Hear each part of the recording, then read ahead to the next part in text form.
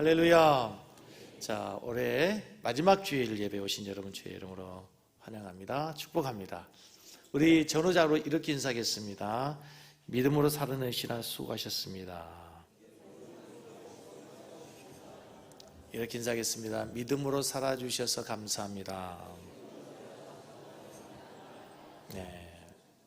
믿음으로 살아내시나 얼마나 수고하셨습니까?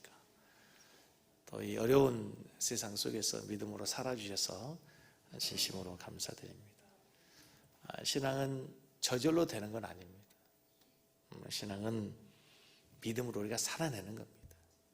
어려운 환경과 타협하지 않고 또 어려운 환경 속에서도 우리가 믿음을 지키기 위해서 바울의 고백처럼 선한 싸움을 싸우고 그래서 믿음을 지켜내는 것입니다. 마지막 주일 오신 우리 모든 성도들에게 오늘 주신 말씀, 복에 대한 말씀입니다. 기분 좋으시죠? 자, 우리가 이 본문을 이해하기 위해서 우리가 좀 잠깐 2주 정도 절기 설교를 했어요. 이 본문의 흐름을 이해하기 위해서 하나님께서는 이제 우리 모든 성도들에게 사람과의 관계에서 대단히 중요한 말씀을 했어요. 상전들에게 사환들아 뭐해라? 순종해라 그랬어요. 순종해라. 그리고 아내들아 남편에게 뭐하라고요? 아내들아 남편에게 뭐하라고요? 순종하라 그랬습니다.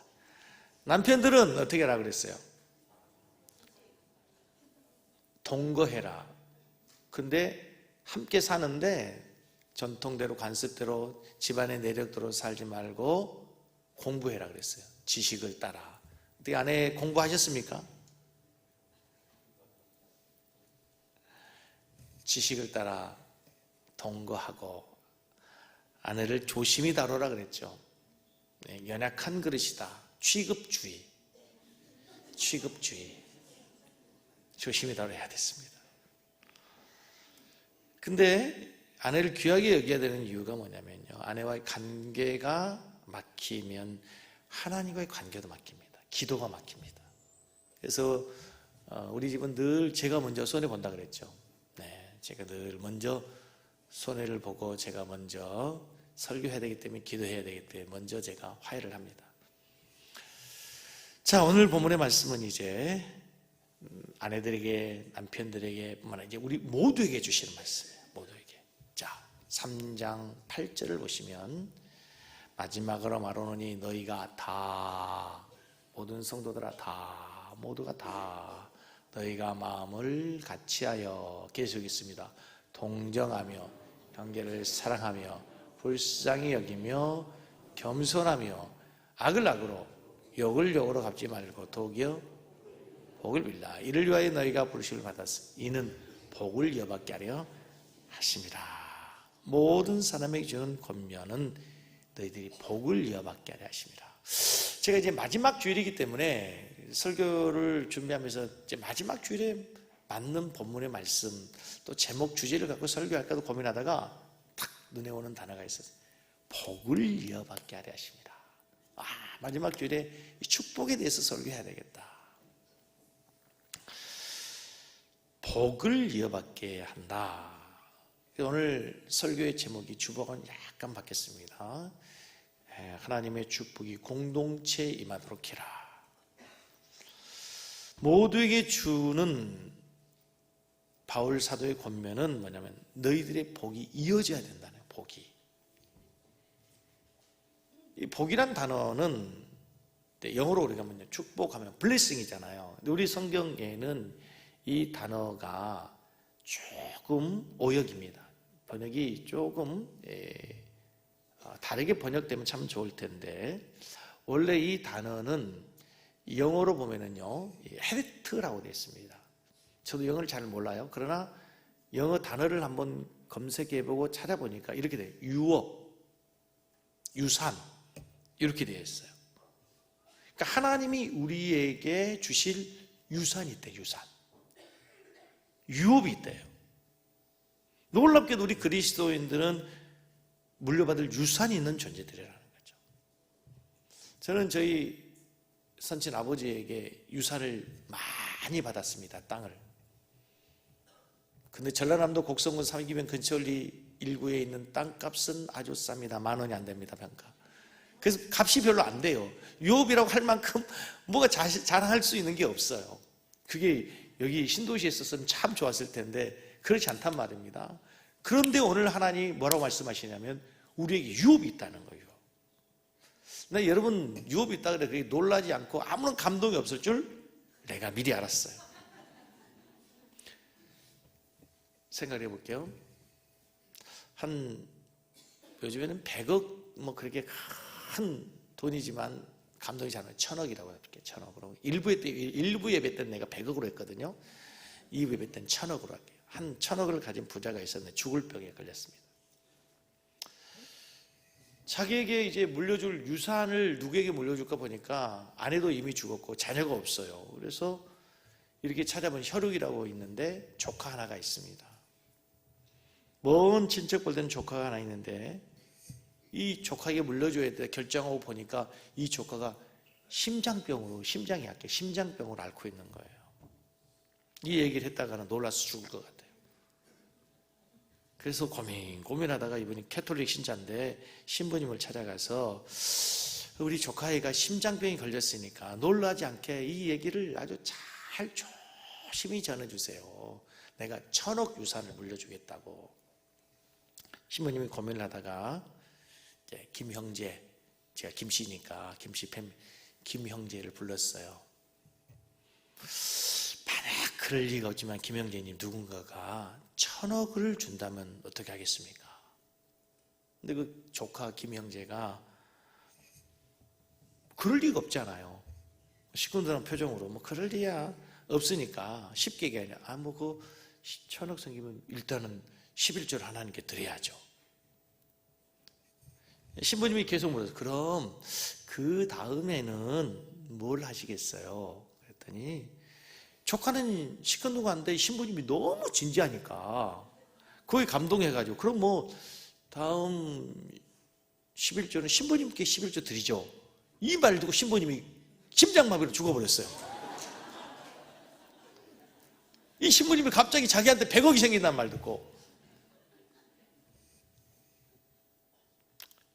100억의 유산만 생겨도 기절할 일인데요. 얼마 전 저에게 메일이 왔더라고요. 제 메일에 로또가 당첨됐다. 제가 열어보지도 않고 삭제해버렸습니다. 그리고 그 메일을 스팸으로 내가 차단을 해버렸습니다. 왜 그럴까요? 거짓이기 때문에, 가짜이기 때문에, 스팸이기 때문에 그렇습니다. 제가 오늘 설교를 준비하면서 공부하게 생각해 보니까 어쩌면 사실 우리 모든 성도들이 베드로 사도가 지금 우리에게 주는 권면을 이런 식으로 받을 수 있다는 거예요. 지금 하나님 우리에게 유산을, 유업, 인헤리트, 그냥 복, 블레싱이 아니라 인헤리트, 유산, 유업을 우리에게 주시겠다고 하는데, 하늘의 복이 있다고 하는데 우리가 그 엄청난 메시지를 듣고도 그냥 감동 없이 삭제해버리는 거예요. 그냥 감동 없이 흘려들어 버린단 말이에요. 제가 받았던 메일은 사기가 분명합니다만 오늘 베드로가 우리에게 주시는 말씀은 진리의 말씀이고 변함없는 하나님의 약속이라는 사실을 믿으시기 바랍니다. 가슴이 떨려야 되는 거예요. 가슴이 벌렁벌렁 해야 된단 말이에요.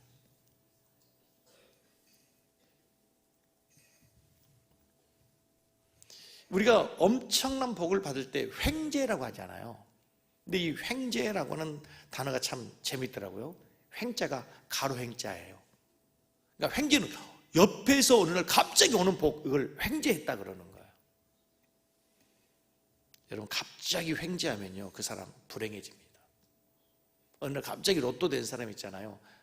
감당할 그릇이 안 되고 준비가 안 됐는데 횡재하면 그 사람 오히려 그것 때문에 망하는 경우를 우리가 많은 뉴스를 통해서 알게 됩니다. 그러나 성경에서 약속하신 복은 하늘에서 내려온 복이에요. 신령한 복이에요. 횡재가 아니에요. 이 유산, 이 헤리티 우리 모든 성도들이 받을 수 있는 주인공 되기를 주의 이름 축복합니다. 그러나 이 복은, 이 유산은 절대로 그냥 주어지지 않습니다. 오늘 본문 말씀을 보니까 다음과 같은 공동체에, 다음과 같은 가정에게 하나님의 인헤리트가 주어지게 된다는 거예요. 하나님이 우리에게 주시는 놀라운 축복이 만남의 복인데, 그게 바로 공동체예요. 가정의 공동체, 교회의 공동체인데, 이 복은 공동체에 주시는 복이에요. 여러분, 오늘 설교 내용이요, 전혀 어렵지 않습니다. 이미 알고 있는 말씀, 수없이 들었던 말씀, 너무나 익숙한 내용들이에요. 그럼에도 불구하고 여러분의 신비원을 잘 새기고 돌아갈 수 있기를 축복합니다. 이 하늘의 유업을 받을 공동체는 누구에게 주어지는가? 첫째는 마음이 하나 된 공동체가 복을 받습니다. 마음이 하나 되어야 된다. 하늘의 복을 받을 수 있는 첫 번째 조건은 다른 것이 아니라 마음이 하나 되는 것. 이 얘기를 얼마나 우리가 많이 들었습니까? 하나 돼야 된다. 하나 돼야 된다. 여러분, 우리의 생각은 다 다를 수 있습니다. 요즘 우리 교회 성도님들 매주마다 새 가족이 등록해서 얼마나 감사한지 모릅니다. 그런데 생각이 다 다를 수 있습니다. 신앙생활 스타일이 다를 수 있고, 은사가 다를 수 있고, 신앙생활 어떤 교파가 다를 수 있습니다. 그러나 여러분, 다른 것은 어쩔 수가 없어요. 그럼에도 불구하고 우리 교회가 하나님의 인헤리트의 유업의 축복을 받기 위해서 우리 마음은 하나 되어야 될 줄로 믿습니다. 교회의 비전이 하나 되어야 될 줄로 믿습니다. 우리가 달려가는 신앙의 목적이 하나 되어야 될 줄로 믿습니다. 하나님의 관심은 우리 하나됨에 있어요. 여러분 기억하십시오. 성령은 하나 되게 하고 사단은 분열하고 다투게 하는 것이에요. 다투는 곳에는 성령의 역사가 아니에요. 하나 되게 하는 곳에는 성령의 역사지만 다투고 분열하는 곳에는 결코 성령의 역사가 아니라는 사실입니다. 여러분 어떤 곳에 하나님의 축복이 임하겠습니까? 당연히 하나 되는 곳에. 왜? 성령의 역사니까. 복이 임할 수밖에 없는 것이죠. 그런 의미에서 여러분의 가정도, 여러분의 교회도, 여러분의 셀도 하나 될 수 있기를 축복합니다. 우리가 고린도전서에서 강의하면서 얼마나 많이 강조했습니까? 우리의 몸이 하나이기 때문에 교회는 하나예요. 부부도 몸이기 때문에, 한 몸이기 때문에 하나 되는 거죠. 그런데 여러분, 왜 성경에서 이렇게 하나 되라고 자주 반복해서 강조할까요? 역으로 물어볼게요. 왜 성경에서 이렇게 하나 되라고 강조하는 거예요? 하나 되기가 그만큼 어려운 거예요. 쉬우면은 왜 그렇게 하겠어요? 성령이 하나 되게 하신 것을 어떻게 지키라고요? 어떻게 지키라고? 힘써 지키라는 거예요. 어렵다는 거예요. 어렵다는 거예요. 하나 되기가 그렇게 어렵다는 거예요. 쉽다면 뭐하러 강조하겠어요? 반복하겠어요? 그런데 하나 되는 공동체는 하나님의 축복입니다. 신약성경에 가장 아름답고 교회 역사상 가장 완벽한 교회가 존재했네요. 무슨 교회? 초대교회입니다. 초대교회는 세상에 가장 완벽한 교회였어요. 왜 그 교회가 그렇게 완벽한 교회가 될 수 있었을까요? 사도행전 2장 46절과 47절에 보면 같이 읽습니다. 날마다 마음을 같이 했어요. 그래서 성전에 모이기를 힘쓰고, 마음이 하나 되니까 자주 모이죠. 집에서 떡을 떼며 기쁨과 순전한 마음으로 음식을 먹고, 그 다음에 47절 하나님을 찬미하며 온 백성이 뭘 받아요? 칭송을 받으며 주께서 구원 받는 사람을 날마다 더하게 하십니다. 마음이 하나가 되니까 결국 세상 사람들에게 칭찬을 받는 거예요. 마음이 하나 되니까 믿는 자의 수가 더해지게 되고 교회가 부흥하게 된 줄로 믿습니다. 하나님 우리에게 이것을 원하시는 거예요. 많은 사람이 모이는 것보다 더 중요한 것은 마음이 하나 되었어. 이곳에 예배한 이유가 마음이 하나 되게 한 줄로 믿습니다. 한 해를 돌아보면서 마지막 주일 설교를 준비하면서 올 한 해 동안 하나님 우리 교회 많은 일들을 돌아보게 하셨어요. 그때마다 참 감사한 것은 어김없이 우리 성도님들이 한 마음으로 하나 되어 주신 것에 대해서 얼마나 감사한지 모르겠어요. 우리가 옥상 공사를 할 때 사실 걱정을 많이 했습니다. 그 시작되게 된 게 어느 두 자매님이 이렇게 어린 아이들을 위해서 헌금을 했는데 그 헌금을 받는 순간 기도가 됐어요. 이 헌금이 그냥 애들에게 그냥 과자나 사주고 뭐 애들에게 간식이나 사주고 이렇게 끝나는 그 예물이 아니라 어떻게 아이들이 계속해서 축복이 될 수 있는, 아이들에게 어떤 마중물과 같은, 그루터기와 같은 그런 씨앗이 되었으면 좋겠다. 그래서 기도하는 중에 옥상에 이제 우리 아이들이 놀 수 있는, 또 우리 성도들이 함께 할 수 있는 공간을 마련하기 위해서 이제 헌금을 시작했는데, 너무 감사한 게 성도들이 한 마음으로 함께 해주신 게 얼마나 감사한지 모르겠어요. 옥상 공사가 거의 마무리가 된 게 지금도 그 옥상을 위해 헌금해 주신 성도들 때 얼마나 감사한지 모르겠어요. 추수감사주일에 우리가 우리만의 잔치가 아니라 이제 좀 더 멀리 우리 이웃을 생각해서 어려움을 당하고 있는 이웃들에게, 또 어려운 개척 교회들에게 우리가 사랑의 쌀 나눔을 하자, 그렇게 했습니다. 우리 기획위원회에서 우리 교육자들이 생각하고 예상했던 액수보다도 2배 이상이 나왔어요. 2배 이상. 셀에서 그렇게 한마음으로 함께 해주신 것에 대해서 얼마나 감사한지 모르겠어요.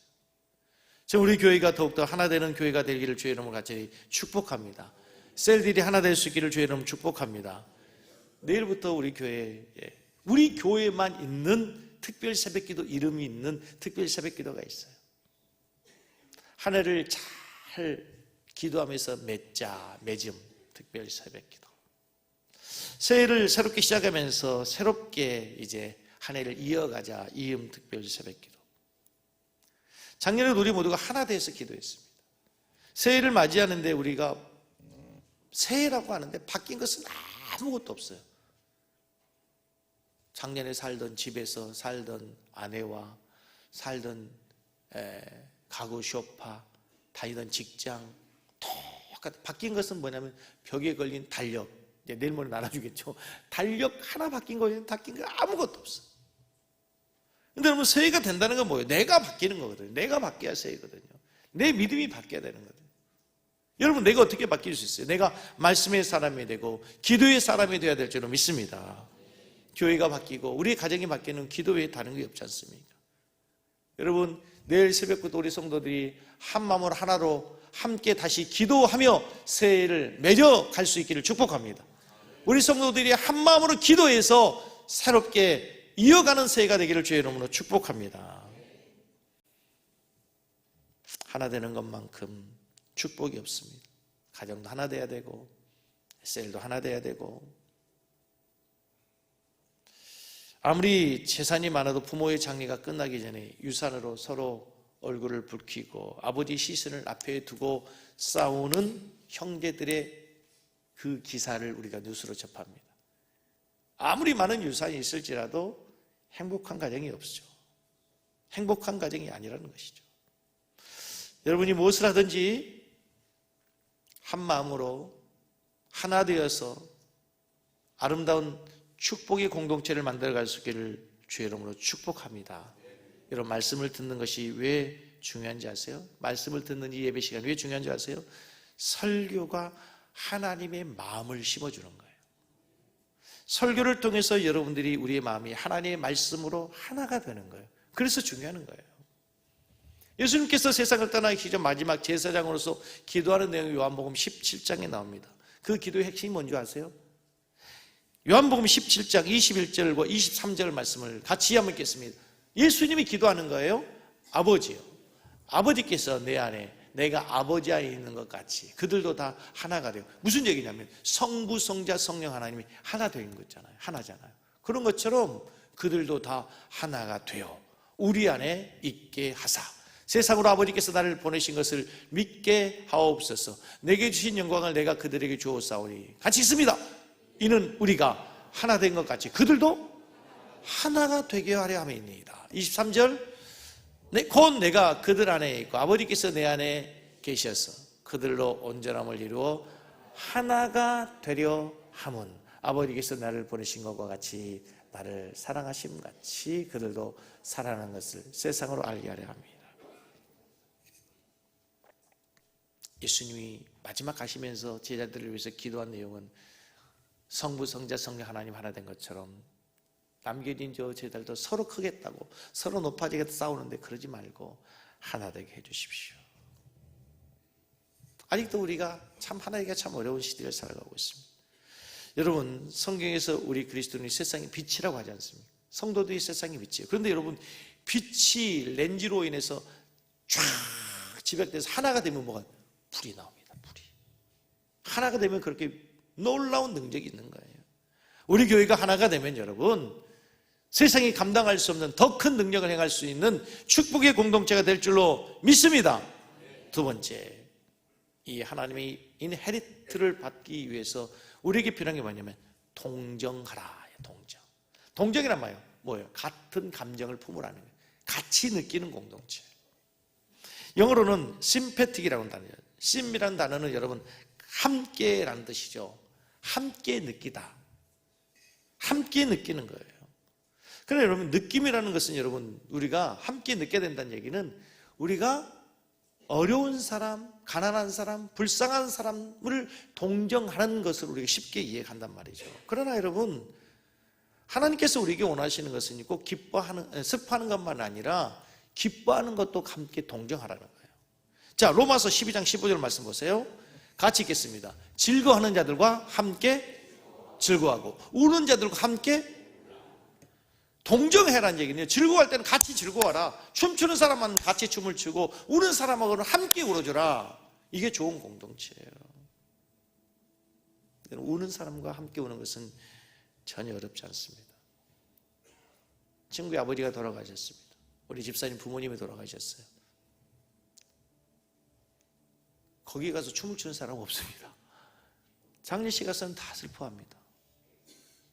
거기서 히트 끄는 사람이 어디 있어요? 없습니다. 슬퍼하는 자들과는 다 슬퍼할 수밖에 없어요. 누가 사고를 당하고 어려움을 당했을 때 그 사람을 위로하는 것은 전혀 어렵지 않아요. 근데 진짜 어려운 게 뭔지 아세요? 사촌이 땅을 사면 배가 아픈 거예요. 사촌이 땅을 사면 기뻐하는 일이잖아요. 배가 아픈 거예요. 즐거워하는 사람과 함께 즐거워하기 어렵단 말이에요. 여러분, 단톡방들이 많으시죠? 뭐 친구들, 동창들, 세론들.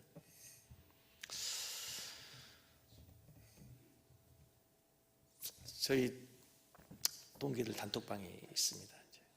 근데 최근에 저희들 교회 기사가 우리 교단 기독신문에 또 CTV에 몇 번 나오게 했어요. 우리 교회 성도님들에게는 제가 우리 교회 소식이니까 좋은 소식이니까 이렇게 올렸지만 제가 동기들에게는 올리지 않아요. 어떤 동기 한 친구 목사님이 우리 동기방에 섬기는 그 김종수 목사 교회가 이렇다고 이렇게 기사 났다고 올렸어요. 썰렁합니다.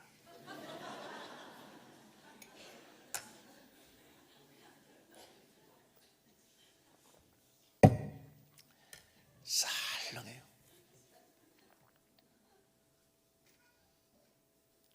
좋은 일이잖아. 그 교단 신문에 나오면 김 목사님 축하한다. 개인적으로라도 그러면 김 목사 목회 참 이렇게 건강한 교회에서 참 감사하다. 뭐 할 수 있잖아요.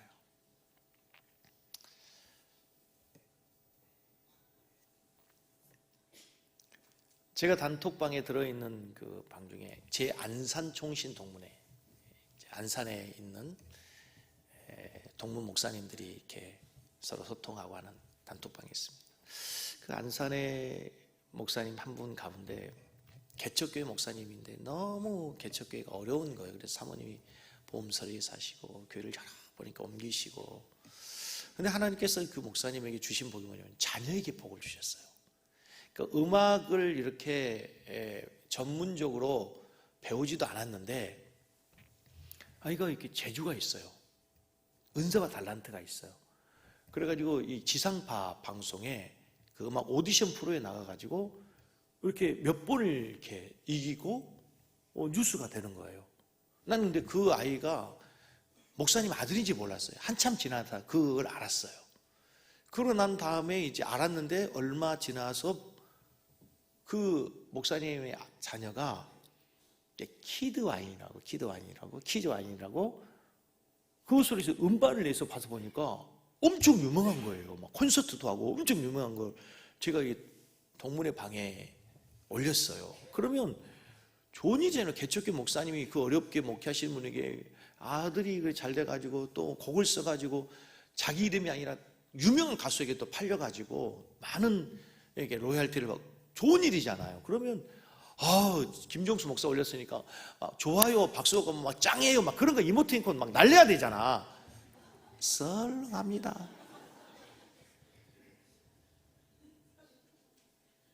그 목사님이 저에게 전화 왔어요. 김 목사님 고맙습니다. 진심으로 축하해 주는 목사님밖에 없습니다. 진심으로 축하해 준 분이 김 목사님 한 분이네, 한 분. 그러면서 얘기했더니 목사님 막 신나가고 저기 얘기하는 거예요. 뭐 아들이 롯데백화점에 가가지고 D 브랜드의 그 양복을 자기한테 사줘가지고, 나다리 그 양복 입어보지 못했는데 막 자랑을 하는 거예요. 갑자기 그 양복 D 브랜드 얘기하니까 배가 아프려고 하는데, 그럼에도 와, 목사님 만나면 이 다음에 한번 만져봐야 되겠네 막 그러면 축하하고. 내가 이 설교하다가 나가니까 우리 원로 목사님이시잖아요. 원로 목사님, 김 목사님이 진짜 그렇게 기뻐하고 축복하는 그 은사가 있어, 진짜 목사님은. 그래서 내가 목사님 교회 왔잖아 그러더라고요. 그런 또 비하인드 스토리를 또 다 얘기할 수는 없고, 셀에서 좀 누가 잘 됐다 그러면 막 과다할 액수로 아유 집사님 어떻게 그렇게 너무 기쁘다 너무 기쁘다 너무 기쁘다 막, 에? 좋은 대학 갔다 그래도 그래 넌 좋겠다 뭐. 그러면 어떻게 하냐고. 동정하라 그래. 난 동정하라고 하잖아. 동정하라고, 기뻐하라고. 할렐루야.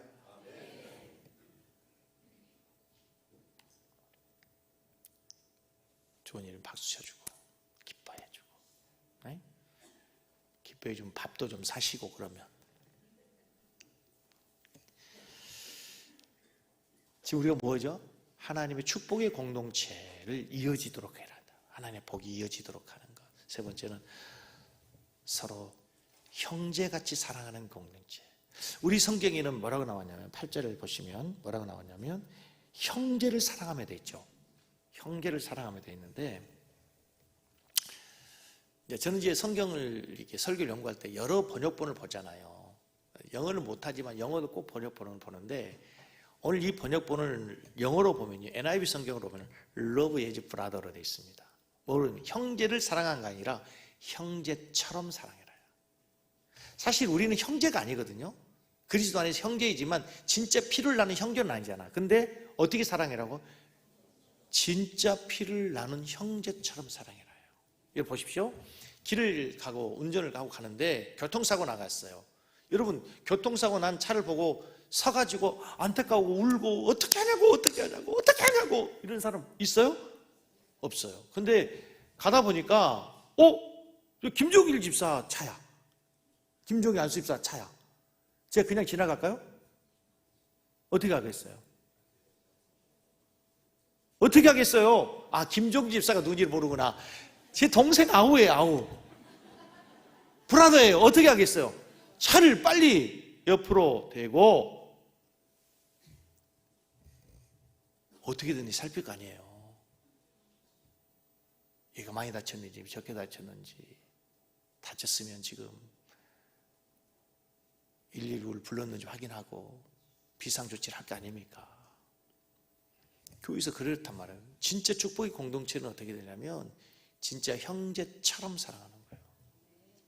그냥 형제를 사랑하는 거로만 되니까 느낌이 잘 안 와. 친형제처럼 사랑해요.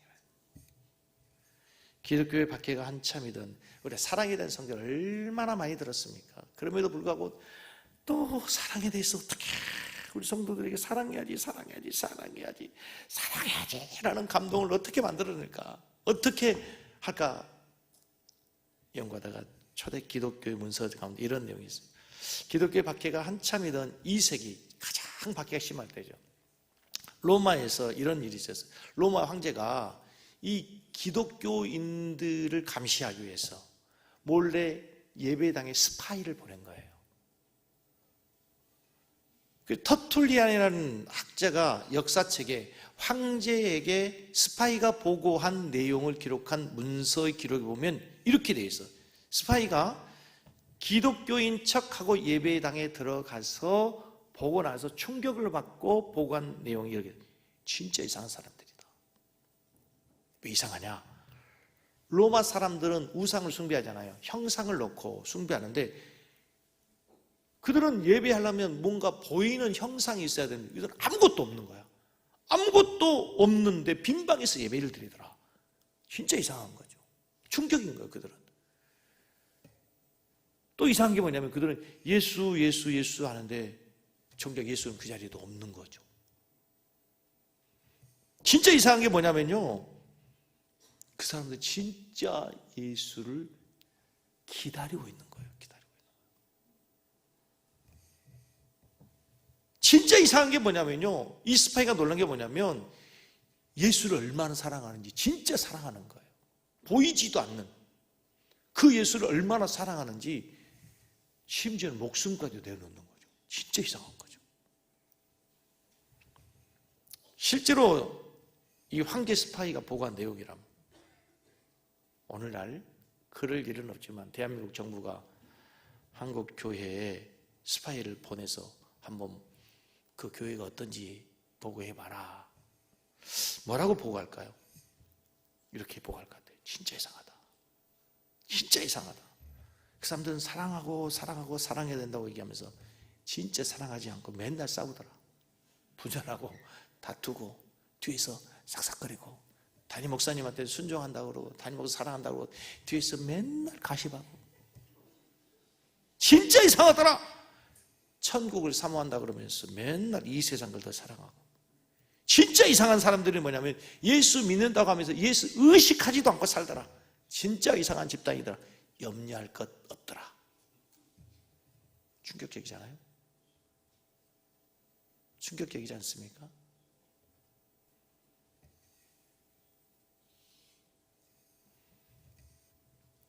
이 세기 교회는 저렇게 비춰졌는데 우리는 진짜 다른 이유로 이상한 사람들로 비춰진 것 같다면 충격을 받아야 되죠. 그러나 여러분 기억하십시오. 진짜 우리가 서로 사랑하면 하나님이 우리 공동체를 인헤리트, 하나님의 축복이 이어지게 할 줄로 믿습니다. 세 번째, 네 번째, 서로 불쌍히 여기라 그랬어요. 8절 말씀을 다시 보세요. 동정하며 형제를 사랑하며 불쌍히 여기며, 불쌍히 여기며, 서로 불쌍히 여기래요. 신약 성경은 헬라어로 되어 있지만 원래 먼저 구약 성경의 히브리어로 긍휼이라는 단어, 불쌍히 여기라는 단어가 500회 이상이 나옵니다. 성경에서. 긍휼을 얼마나 강조한지 몰라요. 불쌍히 여기란 말. 근데 이 긍휼이란 단어의 원어의 그 어근이 어디냐면요, 엄마의 자궁입니다. 아기를 품고 있는 엄마의 자궁. 여러분, 이 어린 생명체를 보호하기 위해서 자궁이 얼마나 중요합니까? 만약에요, 여러분, 우리가 이제 산부인과 가서 태아를 검사했는데 건강합니다. 그럼 조금 안심이죠. 근데 얘가 조금 위험해요. 좀 태아가 건강하지 않아요. 어떻게 합니까? 얼마나 조심합니까? 걷는 것도 조심하고 먹는 것도 조심하고 행동하는 것 더더욱 조심하는 거죠. 왜? 그 아이를 보호하고 불쌍히 여기고 긍휼히 여기는 거예요, 여러분.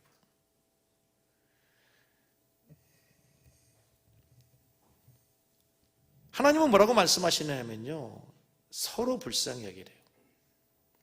세상에서 연약한 사람, 낮은 사람, 가난한 사람 다 불쌍히 여깁니다.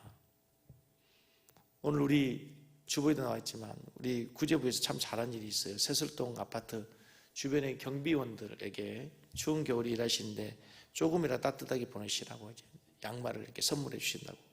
가난한 사람들에게 우리가 사랑을 베풀고 긍휼을 베푸는 거 당연하게 생각해요. 그런데 여러분, 하나님이 우리를 불쌍히 여기라고 말씀하실 때에, 불쌍히 여기라고 말씀하실 때 여러분, 저 먼 데 사람 불쌍하게 여기는 게 아니고요, 가까운 사람부터 불쌍히 여기는 거예요. 가까운 사람부터. 여러분, 여러분의 가정에서 남편을 좀 불쌍히 여기시기 바랍니다. 제가 소리를 작게 하니까 여러분, 남편을 좀 불쌍히 여겨 주시기 바랍니다. 이 치열한 경쟁 사회에서 가정 지키기 위해 가장으로 살아가기 얼마나 힘들겠어요. 남편들이 아내를 좀 불쌍히 여겨 주시기 바랍니다. 남편이 아내를 좀 불쌍히 여겨주시기 바랍니다. 부모님 자녀를 좀 불쌍히 여겨주세요. 야, 네가 뭐가 부족해? 여러분, 우리 때는요, 일하고 싶으면 어디라도 가서 일할 때가 있었어요. 요즘 아이들은 일하고 싶어도 취직이 얼마 안 됩니까, 여러분? 우리 때는 조금만 공부하면 애지간 대학 다 갈 수 있었잖아요. 요즘은 얼마나 어렵습니까, 여러분? 생각하면 얼마나 불쌍해요. 자녀들은 또 부모님을 불쌍히 여겨야 돼요. 불쌍히 여겨야 돼요. 어려운 시대 살아내는 얼마나 힘드셨겠어요. 자, 잠언서 17장 24절을 보면 이렇게 되어 있습니다. 같이 보겠습니다. 시작.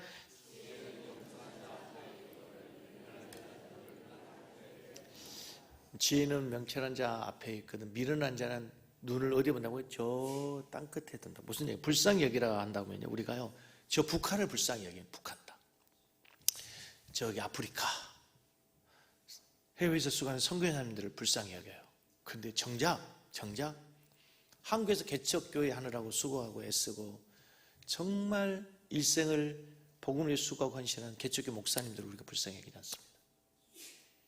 아프리카의 선교사님 불쌍히 여기는데 우리 교회 부목사들, 부교육자들을 불쌍히 여기지 않는 거예요. 우리의 눈을 어디에 둔다고요? 먼 땅 끝에 둔단 말이죠. 근데 성경은 뭐라고 해요? 먼저 가까운 사람에게, 가난한 사람에게, 남편에게, 아내에게, 셀시고에게. 여러분, 저긴 선교사님만 불쌍히 여기지만 앞에 있는 김 목사도 좀 불쌍히 여기시라고요. 그렇게 아멘을 안 할 줄 내가 알았어요. 진짜 내가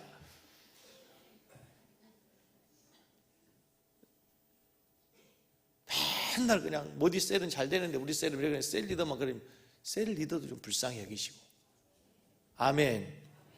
빅토리아 시대 때 한 귀부인이 추운 겨울에 연극을 보러 갔다잖아요. 추운 겨울에 마차를 타고 2시간 동안 마차를 타고 가서 2시간 연극을 보고 2시간 마차를 타고 집에 돌아왔어요. 그 시간 동안 이 마부는 얼마나 추위에 떨었겠어요. 2시간 동안 연극을 보고 와서 귀부인이 이렇게 말했답니다. 연극에 나온 그 주인공 불쌍해 죽겠어. 마부가 그랬대요, 속으로. 네 옆에 있는 나나 불쌍히 여겨라. 생각해보니 그 추운 날 2시간 갔다가 연극 보고 있을 때 자기는 밖에서 마부는 떨고 있고 또 2시간 온 얼마나 불쌍해요. 먼 곳에 있는 사람 불쌍히 여기지 말고 여러분, 우리 안에서 가까이 있는 사람부터 여러분 불쌍히 여기기 바랍니다. 새해 우리가 얼마나 중요한 말씀인지 몰라요. 제일 불쌍한 사람이 누구예요?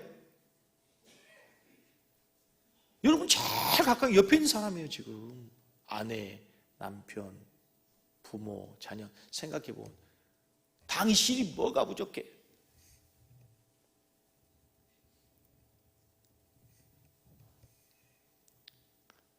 자, 5번째, 겸손한 공동체의 복을. 겸손에 대한 얘기는 너무 많이 했으니까 다음으로 하고요. 6번째, 악을 악으로, 욕을 욕으로 갚지 말고 축복하면 그 공동체가 복을 받습니다.